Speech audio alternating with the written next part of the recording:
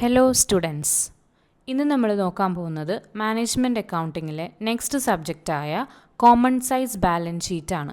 Common size balance sheet എന്ന് പറഞ്ഞാൽ ഒരു വെർട്ടിക്കൽ ഫിനാൻഷ്യൽ അനാലിസിസ് ആണ്.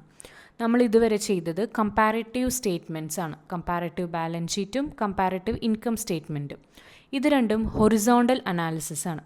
അതായത് നമ്മൾ വേറൊരു ഇയറുമായിട്ട് കമ്പയർ ചെയ്യുന്നു. ഒരു ഇയറിനെ വേറൊരു ഇയർ തമ്മിൽ ആ ഇയറിലേക്കാട്ടും അസറ്റ് കൂടി, ഈ ഇയറിൽ ലൈബിലിറ്റി ഇച്ചിരി കുറഞ്ഞു, അങ്ങനെ നമ്മൾ അനാലിസിസ് ചെയ്യുന്നതിനെയാണ് നമ്മൾ കമ്പാരിറ്റീവ് സ്റ്റേറ്റ്മെൻറ്റിലൂടെ ചെയ്തത്. ഇത് നമ്മൾ ചെയ്യാൻ പോകുന്നത് കോമൺ സൈസ് ബാലൻസ് ഷീറ്റും കോമൺ സൈസ് ഇൻകം സ്റ്റേറ്റ്മെൻറ്റുമാണ്. ഇന്നത്തെ subject common size balance sheet. ഇത് വെർട്ടിക്കൽ അനാലിസിസ് ആണ്. അതായത് നമുക്ക് ഹോളായിട്ട് ഒരു സബ്ജക്റ്റ് നമ്മൾ എടുക്കുന്നു, അതായത് ടോട്ടലിനെ നമ്മൾ ഹോളായിട്ട് എടുക്കുന്നു.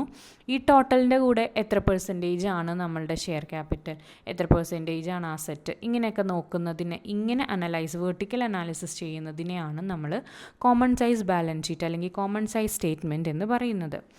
ഇതിനകത്ത് കോമൺ സൈസ് ബാലൻസ് ഷീറ്റിൽ അല്ലെങ്കിൽ കോമൺ സൈസ് ഇൻകം സ്റ്റേറ്റ്മെൻറ്റിൽ ഒരു ഇയർ വെച്ചിട്ടും നമുക്ക് ഈ സ്റ്റേറ്റ്മെൻറ്റ് പ്രിപ്പയർ ചെയ്യാൻ പറ്റും. എത്ര ഇയർ ഉണ്ടെങ്കിലും നമുക്ക് ഈ സ്റ്റേറ്റ്മെൻറ്റ് പ്രിപ്പയർ ചെയ്യാൻ പറ്റും. അങ്ങനെ ഒരു പ്രത്യേകത കൂടിയുണ്ട് ഇതിന്. അതുകൊണ്ട് തന്നെ 100% സ്റ്റേറ്റ്മെൻറ്റ്സ് എന്നൊരു വേറെ പേരിലും കോമൺ സൈസ് സ്റ്റേറ്റ്മെൻറ്റ് അറിയപ്പെടുന്നുണ്ട്.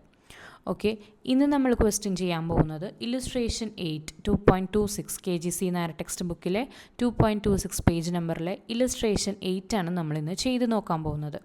ഇവിടെ നമുക്ക് രണ്ട് ബാലൻസ് ഷീറ്റാണ് തന്നേക്കുന്നത്. ഒന്ന് 2017ലെയും ഒന്ന് 2016ലെയും. അപ്പോൾ കറണ്ട് ഇയർ 2017ഉം previous year 2016ഉമാണ്.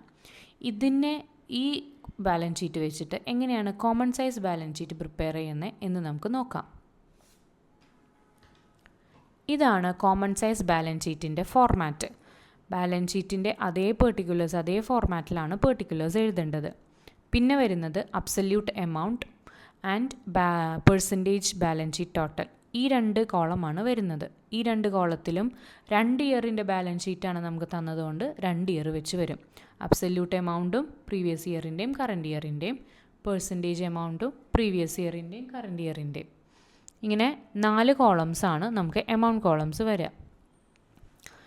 Common size balance ഷീറ്റിൻ്റെ പെർട്ടിക്കുലേഴ്സ് നോർമൽ നമ്മളുടെ ബാലൻസ് ഷീറ്റ് പോലെ തന്നെ അതേ ഫോർമാറ്റിൽ തന്നെയാണ് എഴുതേണ്ടത്.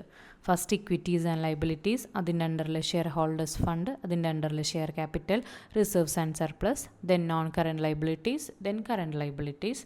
ഇതിൻ്റെ എല്ലാം ടോട്ടൽ ചെയ്യുക.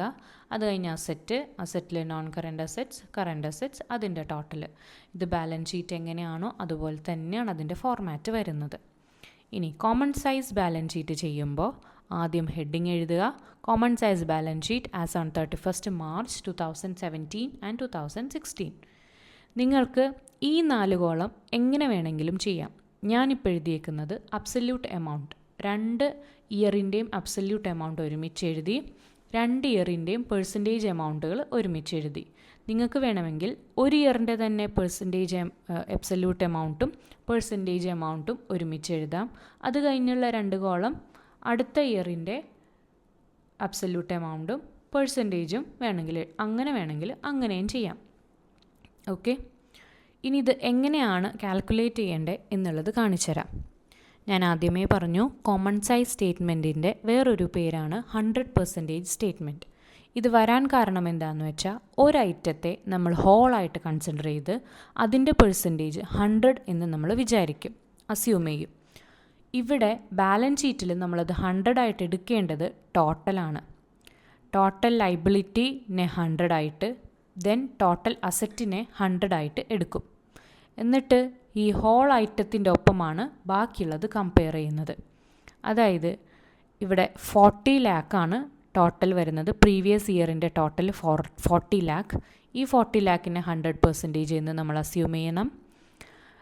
കറണ്ട് ഇയറിൻ്റെ പെർസെൻറ്റേജ് അതുപോലെ കറണ്ട് ഇയറിൻ്റെ ടോട്ടൽ 45 ലാക്കാണ്. ഈ 45 ലാക്കിനെ 100% ആയിട്ട് കണക്കാക്കണം.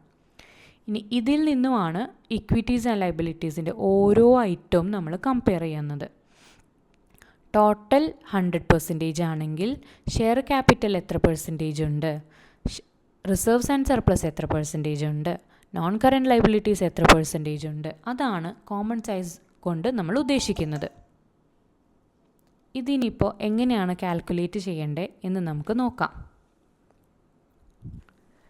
First one, share capital. ഷെയർ ക്യാപിറ്റലിൻ്റെ എമൗണ്ട് വരുന്നത് 18 lakh ആണ്. ഈ 18 lakh